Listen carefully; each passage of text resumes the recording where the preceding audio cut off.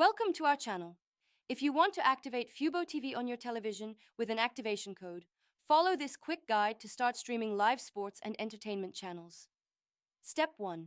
Turn on your smart TV or streaming device and navigate to the App Store for your platform, such as Roku Channel Store, Apple TV App Store, Amazon Fire TV, or your TV's built-in app marketplace.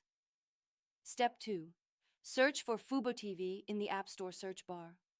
When you find the official fuboTV app in the results, select it to view more information. Step 3. Download and install the fuboTV app on your device. The installation should complete within a minute or two, depending on your internet connection speed. Step 4. Open the fuboTV app from your TV's home screen or app list. The app will launch and display a welcome screen with options to sign in or start a trial. Step 5. Select Sign In if you already have a fuboTV subscription, or choose Start Free Trial if you're a new user. The app will then display a unique activation code on your screen. Step 6. Using a computer, smartphone, or tablet, open a web browser and visit fubo.tv to connect or the activation URL shown on your TV screen. Keep your TV screen visible so you can see the code.